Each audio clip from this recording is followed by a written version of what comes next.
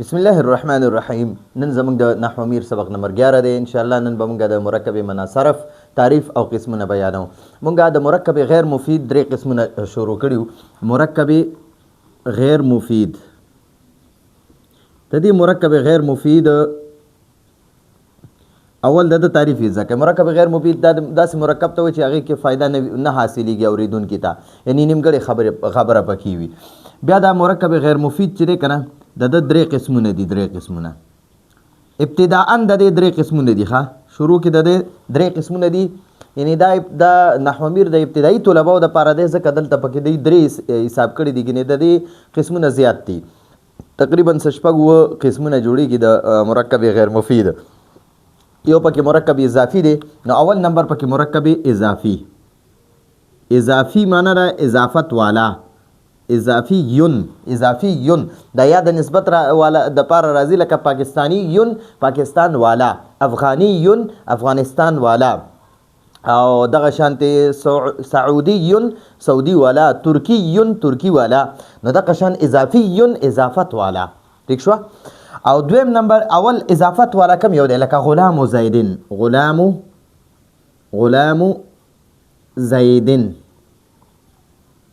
زیدن نو دا غلام پکې مضاف دی او دا زیدن پکې مضاف الیه دی. او ما تاسو ته ویلو چې اول به مونږ د مضاف الیه معنی کوو په ترجمه کې، او وروسته به مونږ د مضاف معنی کوو. نو زید به اول ولیکو په ترجمه کې. د زید دا دال به ورسره ولیکي. غلام د زید غلام په عربۍ کې به اول غلام لیکلی شوي، اول به مضاف وي او وروسته به مضاف الیه وي، خو ترجمه کې به اول د مضاف الیه ترجمه ولیکې او وروسته به د مضاف ترجمه کې. صحیح شوه؟ نو اول د مرکب غیر مفید اولنی قسم مرکب اضافي دی، اضافت والا، چې د دې غلام اضافت زید ته شوی، یعنی د دې غلام نسبت زید ته شوی دی، د دې غلام تعلق زید ته شوی دی. دا غلام چې دی دا د زید دی. نو ګورئ ټول خبرو کې مې درته راغونډه کړه چې لکه په بالکل بالکل بغیر ساده الفاظ یعنی بغیر علمی انداز کې مې درته ووي چې د زید غلام، دا غلام د زید دی، دا غلام د چا دی؟ د زید دی. نو لږ علمی انداز کې وایي یاره د غلام تعلق زید سره دی. مطلب دا چې دا غلام د زید دی، د زید تعلق د غلام تعلق زید سره دی. نو بیا وایي د غلام نسبت زید سره دی، نسبت هم همدغه تعلق ته وایي. او بیا وایي د غلام اضافت زید ته شوی دی، نو اضافت هم همدغه تعلق ته وایي. ټیک شوه؟ نو د مرکب غیر مفید اولنی قسم مرکب اضافي دی، لکه غلام و زیدن. دویم قسم دی مرکب بنایی. مرکب بنایی چې دی مطلب دی مبني وي، مبني، لکه احد عشره.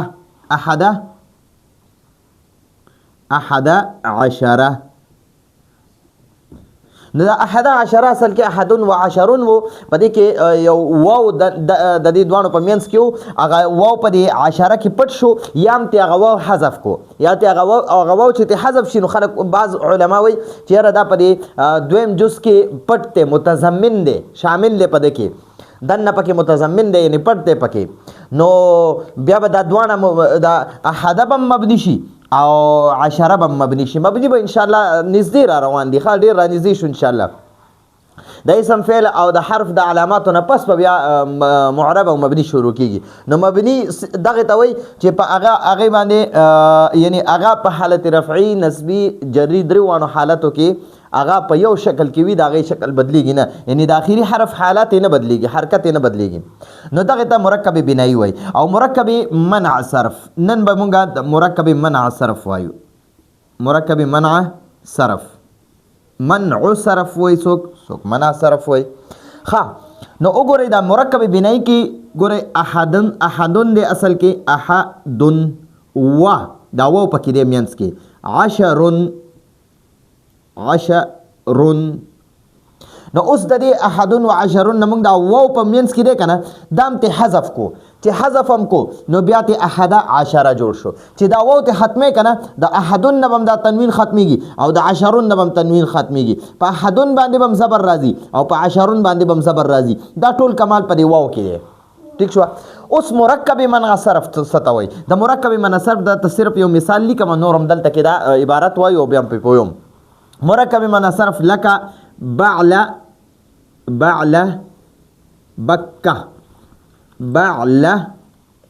بکه یا بعله بکو. او دویم مثال ګورئ حضر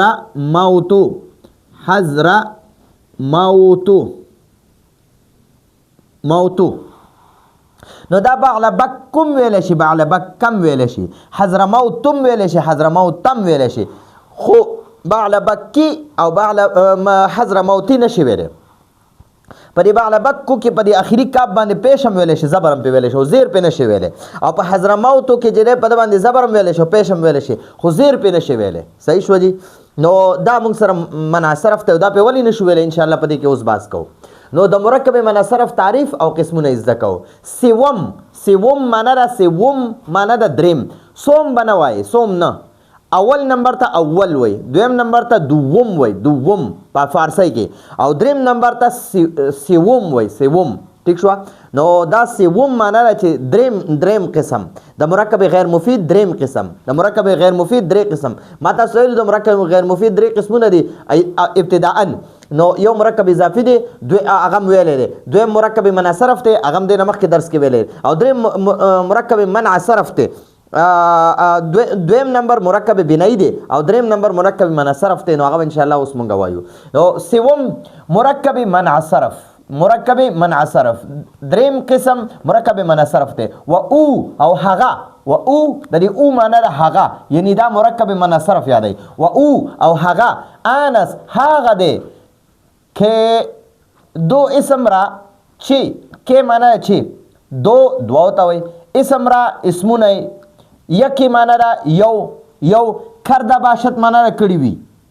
ٹھیک شو. و او انس او دا مرکب منع صرف هغه دی که دو اسم را چې دو اسمونه یکی کرده باشد، یو کړي وي. و اسم دوم او دویم اسم متضمن حرفه نباشد، متضمن حرفه نباشد، چې یو حرف ته متضمن نوي، یو حرف پکې دنه پټ نوي. و دوم اسم دا دویم اسم یادای ښه. دا اصل کې دا بعله بکو چې کنه، دا اصل کې دا څه دی؟ بعلون دی، بعلون. او بکون دی، بکون. په دې باندې مسبویم خدا کا عبارت درته ولوم. بعلون او بکون دی. نو یو اسم بعلون دی، یو اسم بکون دی.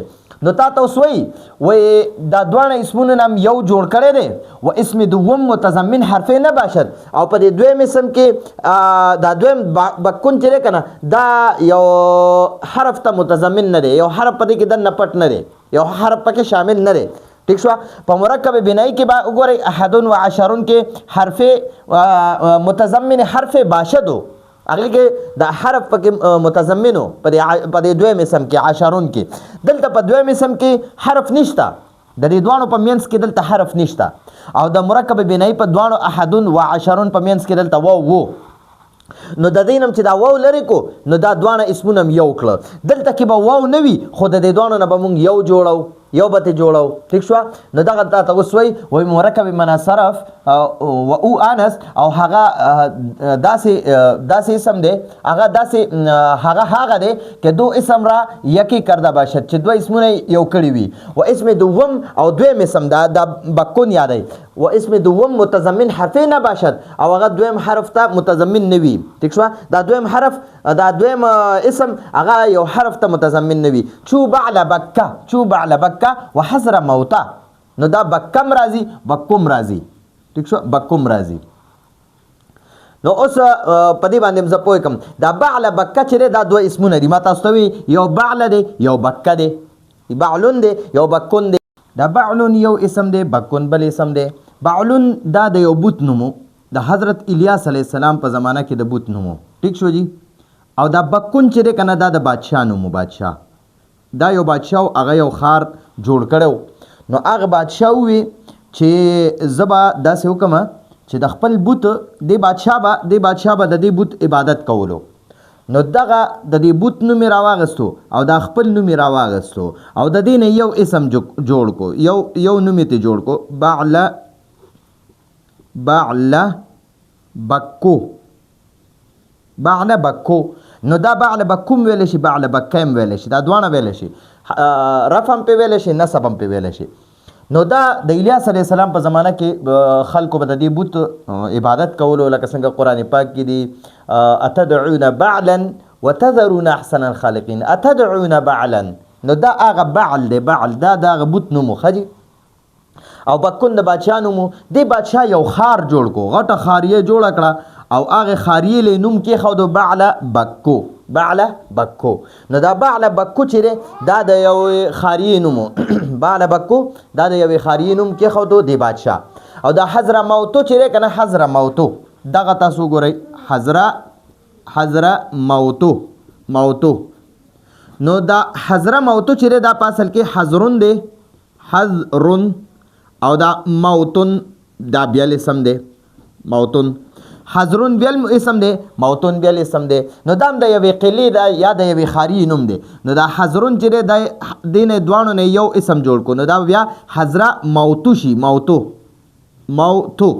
نو دا اوس حضره موتو شو په دې کې اوس موږ ته وایي چې په دې کې دا اولنی اسم چې کوم حضرون که نه دا به حضره شي دا به مبني بر فتحه شي مبني بر فتحه دا به همیشه په دې باندې به فتحه راځي فتحې سره به دا مبني وي او دا دویم اسم چې دی دا موتو نو دا به معرب وي دا به څه وي معرب به وي نو دا به کله به دا موتو وي او کله به دا موته وي کله به دا موتو راځي او کله به دا موته راځي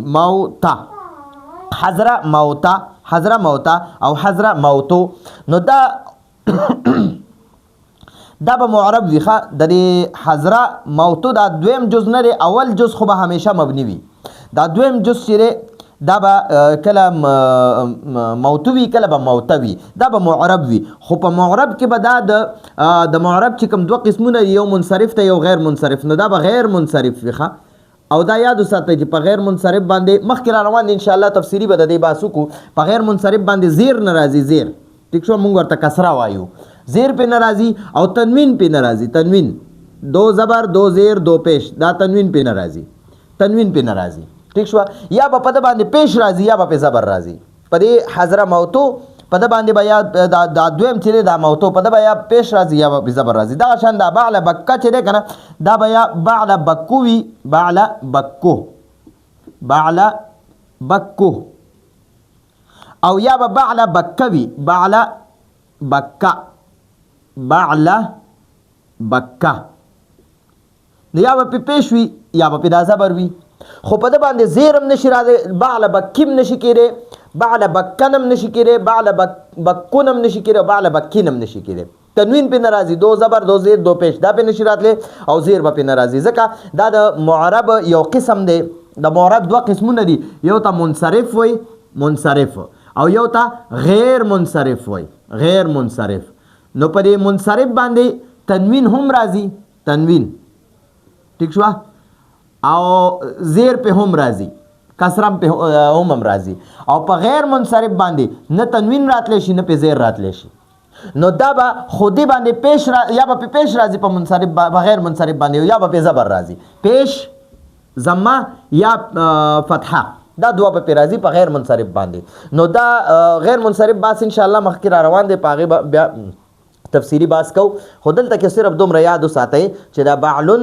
دا د یو بت نوم او بکون د بادشاه نوم نو هغه بادشاه د یو خار جوړ کو او خاري له نوم کېښودو دا دواړه نومونه د خپل بت او د خپل نوم دین دواړو نه یو نوم جوړ کو بعله بکو نو کله چې د دې نه یو نوم جوړی نو دا بعلون چې دی دا به بعله ویلی کېږي همیشه مبني بر فتحه به په ده باندې ویلی کېږي همیشه به په فتحه ویلی کېږي دا به مبني وي ښه یو مبني وي یو معرب وي مبني هغې ته وایي چې د هغې اخري اسم په هر حالت کې په یو شکل کې وي هغه بدلیږي را بدلیږي نه یو حالت کې وي یعنی زبر به وي یا به په زیر وي یا به په پیش وي بس هماغه حالت په وي بیا بدلیږي را بدلیږي نه لکه اوس هذا لهذا دې ته مبني وایي مبني مخکې را روان دی انشاءالله په دې به پوه شئ نو دا به حالت رفعي کې هذا وي حالت نسبي کې هم هذا وي حالت جري کې هم هذا وي دغه شان دا بعله چې دی دا به همیشه مبني وي او دا بکو چې دی دا به معرب وي معرب معنی چې آخري حرف بدلیږي را بدلیږي لکه زیدون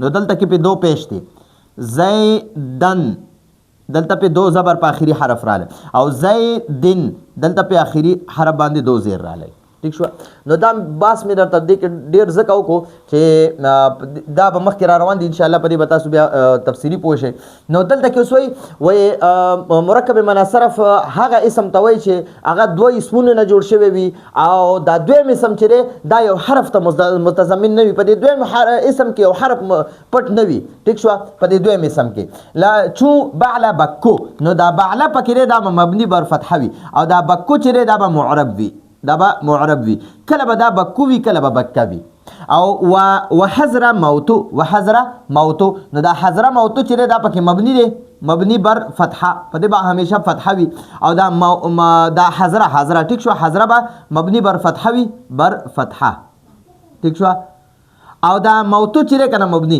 دا موتو دا به معرب وي معرب او د معرب غیر منصرف قسم به وي خا د معرب دوه قسمونه دي هغه کې به دا غیر منصرف وي غیر منصرف مطلب دا چې په د باندې به تنوین هم ناراضي او زیر هم پې ناراضي تنوین دو زبر دو زیر دو پیش ته وایي نو په دې موتو به یا پیش وي ټیک شو دا پیش او یا به په دې موتو باندې زبر وي داسې ټیک شو نو دا به یا حضره موتو ویلی کېږي یا به حضره موته ویلی کېږي او دا بعله بکو چې دی که نه نو دا به یا بکو ویلی کېږي بکو یا به دا بکه ویلی کېږي بکه ٹھیک شو یا به فتحه ویل کېږي یا به کسره ضمه ویل کېږي خو دا اولنی اسم به همیشه مبني وي په ده باندې به فتحه وي همیشه او حضره کې به هم دا اولني اسم باندې همیشه فتحه وي ټیک شوه نو اوس موږ ته همدقه وایي و جز اول او اول جز یعنی دا په بعله بکه کې دا بعله دې ته جز اول وي مبني باشد او حضره موتو کې دا حضره دا به وایي جز اول مبني باشد بر فتحه په دې باندې به فتحه وي مبني بر فتحه به وي مبني فتحې سره به مبني دغه وي مبني وي بر مذهب اکثر علما د اکثر علماو په مذهب سره یعنی د اکثر علماو په مذهب یا د اکثر علماو په نسبت باندې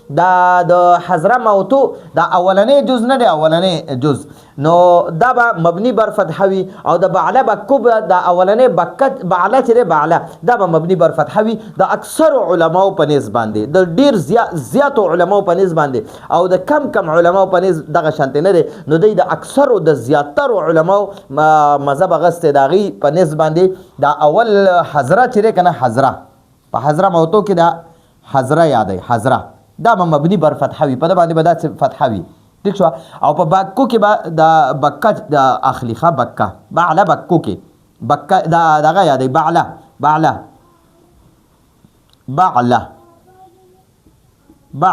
دا به مبني بر فتحه وي نو دا دوه اسمونه دي نو او جزء اول به پکې مبني بر فتحه وي په حضره موتو کې به حضره مبني بر فتحه وي او بعله بکو کې به دا بعله مبني بر فتحه وي د اکثر علماو په نسبت باندې و جزء دوم او دویم جز معرب دا به معرب وي ټیک شو په ده باندې به کله دا دویم اسم چې دی دا معرب دی کله به ده باندې ضمه راځي کله به فتحه راځي او بعله بکو کې چې دی دا بکه دا دویم جز دی نو په ده باندې به کله ضمه راځي کله به فتحه راځي ٹھیک شو نو امید ده تاسو په دې باندې پوه شوي یو ځل درته بیا وایم سوم مرکب منصرف دریم قسم مرکب منصرف دی و او آنس او هغه دی که دو اسم را یکی کرده باشد چې دوه اسمونه نه یو اسم جوړ کړی وي و اسم دوم او دویم اسم متضمن حرف نه باشد او دویم اسم چې دا به یو حرف ته متضمن نه وي په دې کې به یو حرف پټ نه وي ټیک شو چون بعل بکو یا بعل بکه و حضر موتو یا حضر موتا که جز اول مبنی باشد چې اول جز به مبنی وي بر فتحه سره په فتحه به مبنی وي ټیک شو فتحه به وي پی بر مذهب اکثر علما د اکثر علماو په نسبت باندې و جز دوم او دویم جز معرب دا به معرب وي دا دویم جز به معرب وي نو دا زموږ د نن ورځ درس امید دی تاسو په دې باندې پوه شوي د دې یو سکرین شاټ واخلئ او بیا ځان سره لیکئ او بیا یې دوباره واورئ انشاءالله تاسو په دې سبق باندې پوه شئ راتلونکي درس پر اجازه غواړو هذا هو المرام والله اعلم بحقیقة الكلام